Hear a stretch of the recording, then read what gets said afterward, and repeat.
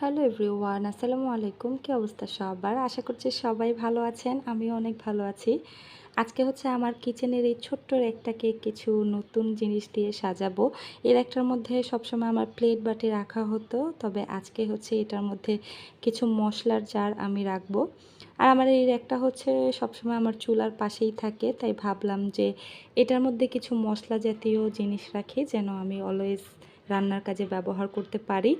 তো হাতের কাছে থাকলে দেখা যায় রান্না করাটা খুবই ইজি হয়ে যায়। তাই আমার রান্নার সময় যে প্রয়োজনীয় মশলাগুলো দরকার হয়, সেই মশলাগুলো হচ্ছে এখানে রাখার চেষ্টা করছি।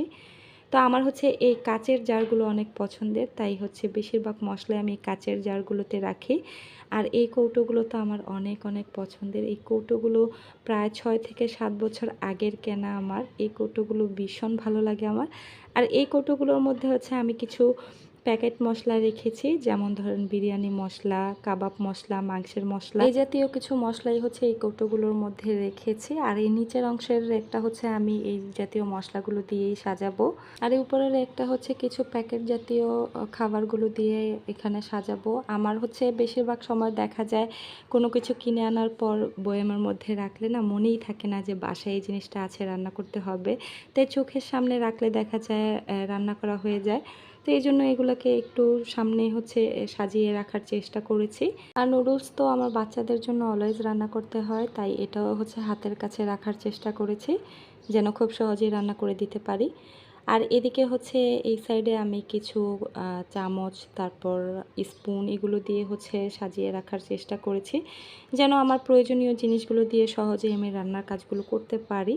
তো এই তো আমার একটা হচ্ছে খুবই সিম্পলভাবে, মানে যে জিনিসগুলো আমার সব সময় দরকার হবে রান্নার কাজে, সেগুলো দিয়েই সাজিয়ে রাখার চেষ্টা করেছি। তো কেমন লাগলো আপনাদের অবশ্যই কমেন্টে জানাবেন। আর এই উপরের অংশে হচ্ছে শুকনো কিছু মশলা, তারপর ডাল, লবণ, চিনি, এই জাতীয় জিনিসগুলো রেখেছি। আর এই জাতীয় জিনিসগুলো যেহেতু একটু বড় কৌটোর মধ্যে রাখতে হয়, তাই হচ্ছে এই উপরের অংশে রেখেছি এগুলোকে। তো এই তো কিচেনের এই কাজগুলো গোছানোর পর এখন হচ্ছে রান্না করতে চলে আসলাম। তো আজকে হচ্ছে খুবই নর্মাল কিছু রান্না বান্না করব। আজকে রিদওয়ানের আব্বুর হচ্ছে এক জায়গায় দাওয়াত আছে, মানে রিদওয়ানের আব্বুর অফিসে হচ্ছে ওদের একটা দাওয়াত আছে, তো সেখানেই হচ্ছে ওরা দুপুরে খাওয়া দাওয়া করবে। তাই আমি আমার জন্য নর্মাল কিছু রান্না করছি। আর আজকে শুধু এই একটা তরকারি আমি রান্না করব। আমার অবশ্য খুব বেশি খাবার দাবারের প্রয়োজন হয় না, যে কোনো একটা রান্না করলেই আমার হয়ে যায়। তা আমার হচ্ছে এই মাছটা না অনেক বেশি পছন্দের। এটাকে আমাদের অঞ্চলে তো বাটা মাছ বলে। তো এই মাছটা আমার ভীষণ ভালো লাগে। তো এই মাছটা হচ্ছে আজকে রান্না করে নিচ্ছি। আর এই মাছটাকে হচ্ছে টমেটো দিয়ে ঝোল ঝোল করে রান্না করলে না খেতে অনেক বেশি ভালো লাগে। তো আজকে হচ্ছে একটু টমেটো দিয়ে ঝোল করে রান্না করব। তো এখানে বেশ পাকা পাকা টমেটো নিয়ে নিয়েছি। তো এখনকার টমেটো কিন্তু খুব একটা টক লাগে না, তাই হচ্ছে এই টমেটোর মধ্যে একটু টক জাতীয় কিছু দিয়ে হচ্ছে ঝোল করে রান্না করব। তো এখন একটু সব ধরনের মশলাগুলোই হচ্ছে আমি দিয়ে দিচ্ছি, দিয়ে তারপর টমেটোগুলোকে একটু সেদ্ধ করে নিব। তো এই তো এখন হচ্ছে ঢেকে দিয়ে আমি টমেটোগুলোকে বেশ ভালো করে সেদ্ধ করে নিচ্ছি। আর এখনকার টমেটো কিন্তু সেদ্ধ হতে খুব একটা টাইম লাগে না। তো এই তো টমেটো সেদ্ধ হয়ে গিয়েছে, আর মাছগুলো এখন দিয়ে দিচ্ছি। আর এই টমেটোর তরকারির রান্নাটা না এত তাড়াতাড়ি হয়ে যায়, মানে আপনার খুব একটা টাইমই লাগবে না, অনেক তাড়াতাড়ি রান্নাটা হয়ে যাবে। তাই যখনই রান্না করতে খুব আলসেমি লাগে তখন চেষ্টা করি এইভাবে রান্না করে ফেলার। এখন হচ্ছে একটু ধনেপাতা দিয়ে দিচ্ছি। আমার কাছে তো এই রান্নাটা অনেক বেশি ভালো লাগে, খুবই পছন্দের একটা রান্না এটা আমার।